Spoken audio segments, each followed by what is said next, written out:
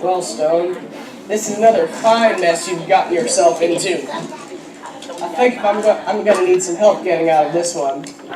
Oh, good. Here comes Ella. Ella! Sure, bub. Just a minute. Oh, no, I'm fine. Don't worry about me. Thank goodness. Here comes Odessa. Odessa! 7, 8, 9, 10. Hold on, Professor.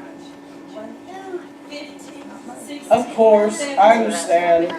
I'll just wait here until you're done. I promise. I'm not going anywhere. I remember this map. I think you were supposed to take a right after you do the 5 cha-cha steps. Oh, yes. Silly me. I was doing the jitterbug. Hey, guys.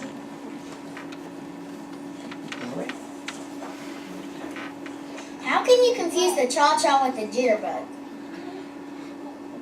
Guys. Well, my ballroom teacher wasn't very good. Guys. What? Bub, what are you doing down there? Well, I got kind of sleepy, so I thought I'd lie down and take a nap under this rather large artifact. Truly? That doesn't look very comfortable. It's not. Then why? I don't think you do that on purpose, Odessa. Are you okay, bub? You don't hurt, are you? No. There was a hollow in the sand.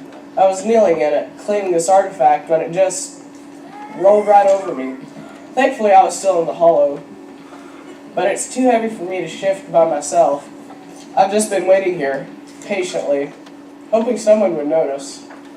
Sorry, bub. Odessa, think if we work together we can shift this off of him? Yeah, put that in your pocket. Yeah, all right, okay. I think I can. I've been working out with some aerobics.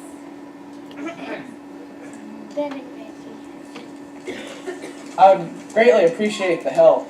I was beginning to feel like the wounded man in the story of the Good Samaritan. Who's the Good Samaritan?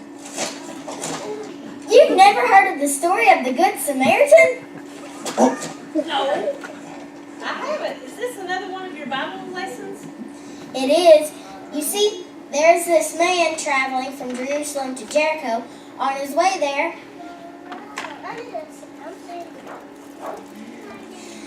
he was attacked by bandits. They robbed him, stripped him, beat him, and left him to die. Really? Really? Well, not too much later, a priest was coming down the same road. He saw the poor man, and what do you think he did? What? He crossed to the other side of the road, so he wouldn't have to touch him. Why did he do that? I'm not sure. Bub? Well, the Bible doesn't say different, but there's a possibility the priest was afraid the man was dead. If a priest touched a dead body, he would have to go through a long purification ritual before he was considered clean again. That seems like a silly reason not to help. Or the priest could have been afraid it was a trap. Sometimes robbers would pretend to be hurt and then attack the person who tried to help them. I say, that's rather unsporting of him. I don't think anyone ever accused robbers of being good sports. Well, no, I suppose not. Then what happened? A little bit later, a Levite came along. What now? A Levite. The Levites were the tribe, the family group set aside by God to serve him. It was from this tribe that all the priests came. Not all the Levites were priests, but many of them still had religious responsibilities. Okay, so a Levite came along, and what happened then? He crossed to the other side of the road, too. No! You would think if a priest and a Levite were serving God, they would stop and do something to help that poor man. Wouldn't that be what God would want them to do? Exactly. That's what Jesus was trying to say with this story. You see, there was this man, an expert in the law, who was testing Jesus. This law expert was trying to prove how much he knew, and he started asking Jesus some difficult questions.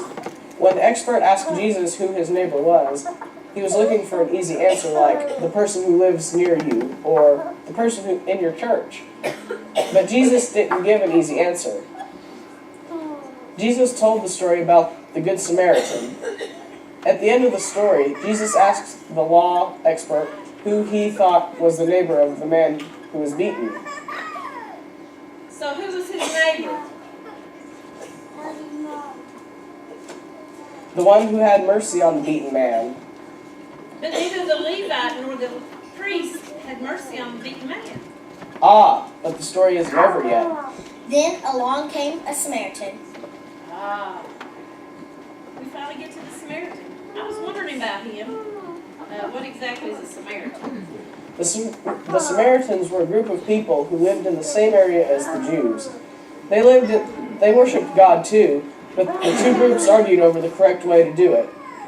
Jews argued, and Samaritans generally didn't get along too well.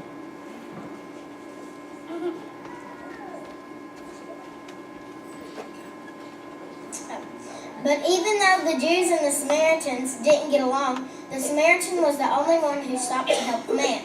The Samaritan was the only one who showed mercy. Mercy. My teacher said mercy is feeling bad for someone and then doing something about it. Just feeling bad for someone doesn't change anything. You have to do something about it. You have to do something to help. And the Samaritan did something to help? He did. More to help than most people would have. The Samaritan bound up on the man's wounds, but he didn't stop there. He also put the man on his own animal, probably a donkey, and took the wounded man to an inn. But he didn't stop there. He took care of the man himself. When they got there, when the Samaritan had to leave the next day, he left money with the innkeeper, to cover the man's expenses until he was better. He even promised to come back and pay more money if it cost more than what he left. Wow, that sounds like the Samaritan went above and beyond what even good people would do. And as the story shows, some people who were well known to be good people didn't even do the bare minimum because they would had to go out of their way. The priest and the Levite saw the beaten man, and they might have even felt sorry for him, but they didn't do anything for him. The Samaritan did something to help the man. That's mercy. So the true neighbor to the man who was beaten was the one who did something to help him, the one who showed him mercy. And that's why they call him the Good Samaritan. Yep, it's good to have neighbors, people who will lend a helping hand, people who will help you out of a tight spot. Oh, come on, guys. What's it going to take for you two to get me out from under this thing? Oh. Whoops, sorry, bub. Come on, Odessa, on the count of 3. 1, 2, 3. That's much better. You know, I was thinking that artifact actually worked that kink out of my back. Thanks for the help, neighbors. Don't mention it, bub. Come on, Odessa. Let's see if we can figure out where we went wrong with this map. I'm right behind you, Miss Ella. See you later, neighbor. And now the kink is back. Maybe I can find another artifact to get pinned under.